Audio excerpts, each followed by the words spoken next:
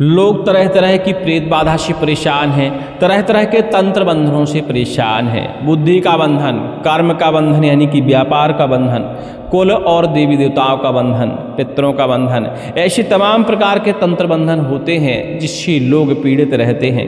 पितरों का बंधन यदि धोखे से हो जाता है तो हमें पूजा पाठ का फल मिलना बंद हो जाता है। व्यापार का बंधन हो जाता है तो हमारे घर में धन आगमन टोटल ही बंद हो जाता है, हम कर्ज में डूबते रहते हैं। बुद्धि का बंधन यदि होता है, बुद्धि कार्य करना बंद कर देती है, सही निर्णय हम नहीं ले पाते हैं।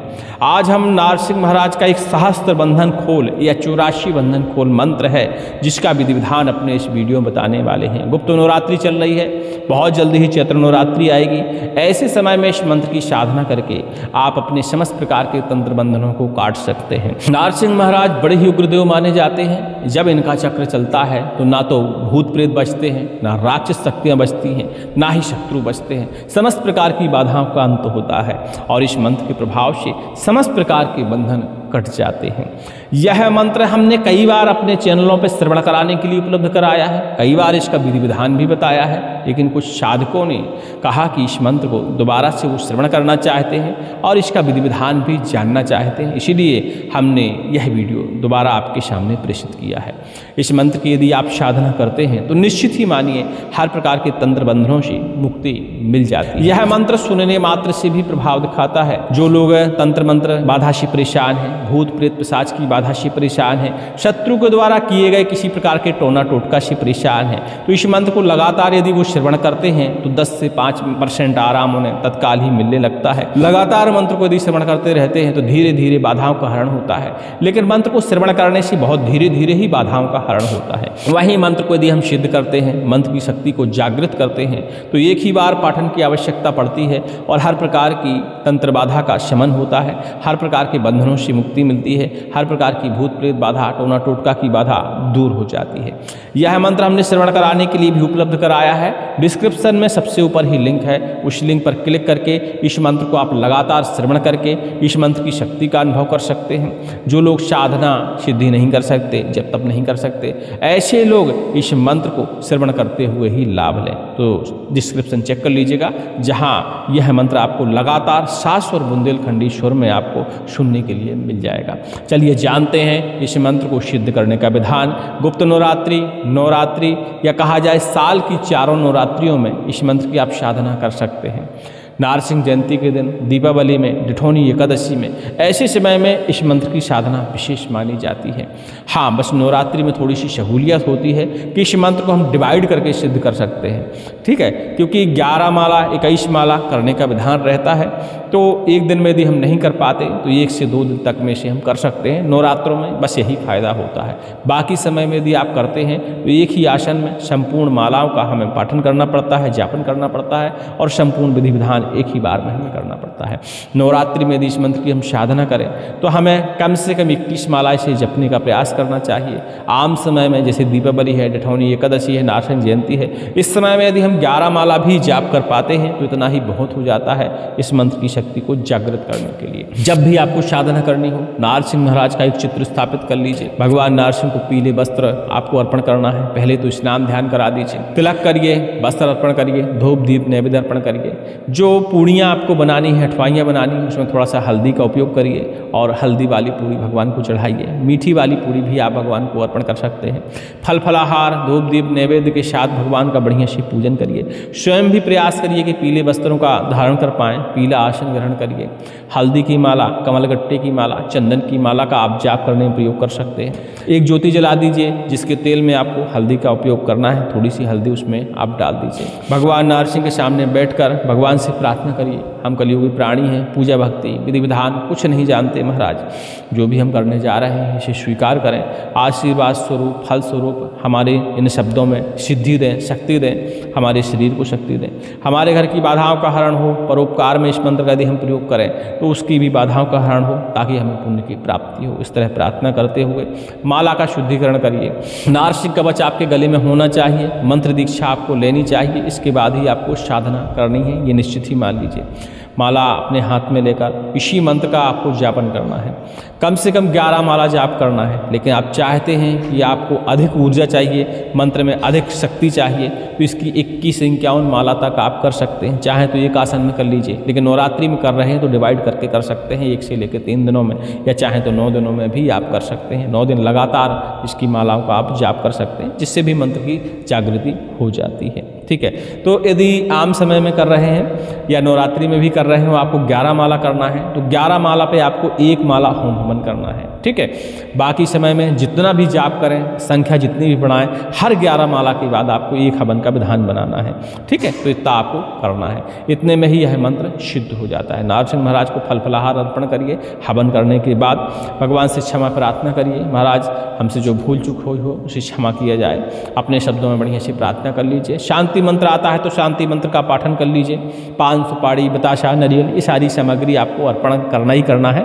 बाकी पूजा विधान तो आप जानते ही हैं, कोई दिक्कत है ही नहीं है, बस जप करने का विधान आपको जानना है। बाकी मंत्र दीक्षा इसमें बहुत ज़्यादा आवश्यक होती है। मेन ध्यान आपको यही रखना है, जिसका मंत्र होता है उससे ही आपको मंत्र दीक्षा लेने का प्रयास करना चाहिए। ठीक है, जब आपका मंत्र सिद्ध हो जाए, जागृत हो जाए, तब इस मंत्र को आपको सिद्ध करना है। वैसे ध्यान देने वाली बात यह है कि जब मंत्र की हम साधना करते हैं, जब तब करते हैं, तो हमें भिन्न भिन्न शक्तियों का आभास होता है।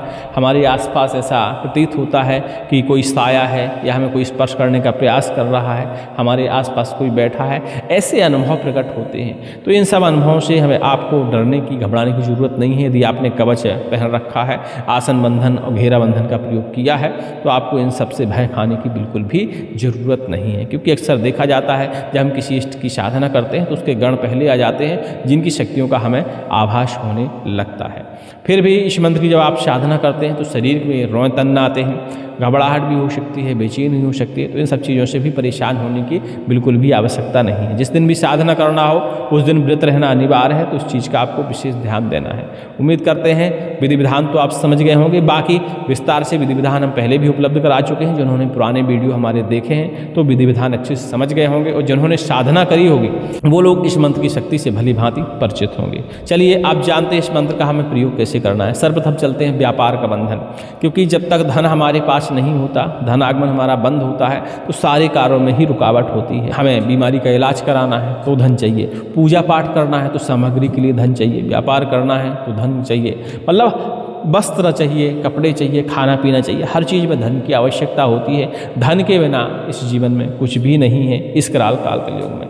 और धन का ही हमारा मार्ग यदि बंद होता है तो पूरा जीवन ही हमारा अस्त व्यस्त हो जाता है। धन का बंधन काटने के लिए आप यदि दुकानदारी है, रोजगार है, कोई ऑफिस है, ऐसा यदि आपका कुछ है तो उस जगह आप खड़े हो जाइए।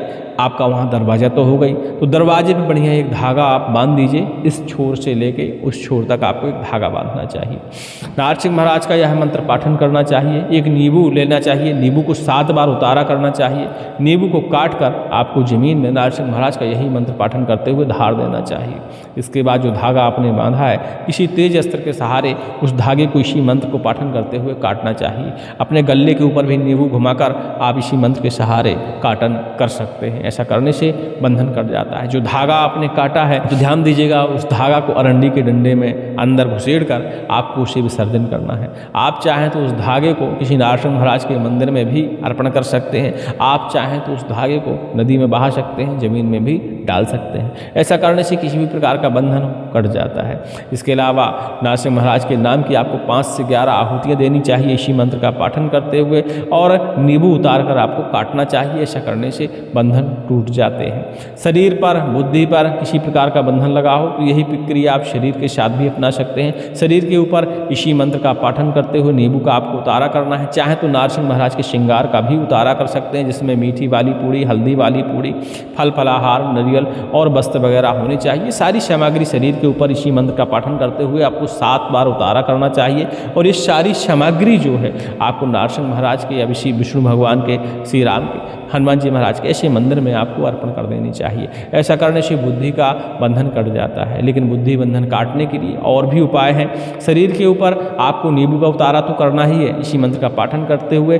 साथ में आपको थोड़े से बाल और थोड़े से नाखून भी काटने चाहिए इसी मंत्र का आपको पाठन करते हुए। हुए एक नींबू को काट कर उसके अंदर ये नाखून और बाल पैक करके किसी ज़मीन में, किसी ऐसी ज़मीन में जहाँ कोई जाता आता ना हो, ज़मीन के अंदर डाल देना चाहिए। इसी मंत्र का पाठन करते हुए ही आपको बाल नाखून काटने चाहिए, मतलब सब कुछ करना है इसी मंत्र का पाठन करते हुए। ऐसा करने में 5 से 6 बार 7 बार तक आपको मंत्र का पाठन करना पड़ सकता है। पितृबंधन, कुल देवी देवताओं के बंधन को काटने के लिए भी इसी प्रक्रिया का उपयोग कर सकते हैं। जहाँ भी आपके देवी देवताओं का वास है, जहाँ भी उनकी स्थापना है, उस जगह पर नींबू का उल्टा उतारा करिए, श्रृंगार का उतारा करिए, नींबू को काट कर जमीन में धार दीजिए अग्नि के ऊपर। ऐसा करने से देवी देवताओं के बंधन कट जाते हैं। बाकी काटने पीटने के बहुत सारे तरीके हो सकते हैं, हमारे क्षेत्रीय तरीके भी हो सकते हैं, उनका भी आप प्रयोग कर सकते हैं। बहुत ही आसान है इस मंत्र का प्रयोग करना, बस इस मंत्र की शक्ति को जागृत करने की आवश्यकता है आपको, बाकी तो बहुत आसान है। आप चाहें तो इस मंत्र का पाठन करते हुए जल अभिमंत्रित करके घर में छिड़काव कर सकते हैं, दुकान में छिड़काव कर सकते हैं, आपस में छिड़काव कर सकते हैं। ऐसा करने से भी तमाम प्रकार के बंधन नष्ट हो जाते हैं। मंत्र की शक्ति जब जागृत हो जाती है तो बस एक बार ही मंत्र के पाठन करने की आवश्यकता पड़ती है, उतने में ही समस्त प्रकार की बाधाओं का शमन हो जाता है। वैसे भी सहस्त्र बंधन खोल मंत्र या 84 बंधन खोल मंत्र बहुत ही प्रबल मंत्र है। इस मंत्र के प्रभाव से आप हर तरह की बाधा को काट सकते हैं। यहाँ तक कि कहा जाए कि भूत प्रेत पिशाच डाकनी साकनी चुड़ैल जैसी बाधाओं का भी प्रकोप है तो इस मंत्र से जल विमंत्रित करके यदि आप पिलाते हैं या छिड़काव करते हैं तो उस जगह से बुरी बाधाएं, समस्त प्रकार की बाधाएं वहाँ से तुरंत ही दूर हो जाती हैं। उम्मीद करते हैं सारी जानकारी आप हमारी समझ गए होंगे। मंत्र एक बार श्रवण करेंगे, लगातार मंत्र को श्रवण करने के लिए डिस्क्रिप्शन में लिंक है, उस लिंक का प्रयोग करेंगे। ओम नारी राखो नार सिंह भुजा राखो, हनुमान चक्र चलाकर बंधन काटो काटो, तंत्र मंत्र बान बर छोरो बरियारी छोरो छोरो माया बंध, खीर खूंट को खैरो छोरो छोरो चाक चौबंद, घर छोरो घिनौची छोरो देव बंद छोरो, आकाश छोरो पाताल छोरो, धरती के चारों कोना छोरो, महानार सिंह की चक्री फिरे, 84 गुनियों को बांधो बंधन छोरो, कुल को पितरन को काया को बुद्धि को बंधन छोरो, भया नार सिंह आगे चले कर्म को बंधन छूटे, पाताल नार सिंह पीछे चले सहस्त्र बंधन छूटे, नारायण को चक्र लियो श्री राम को बाण लियो, परशुराम को परसा लियो, जुग टले समुद्र सूखे गंगा उल्टी बहे, भगत की भक्ति चले, गुरु को बाचा चले, दुहाई निरंकार की दुहाई महादेव की, ओम ज्रीम ह्रीम नृसिंहाय नमः।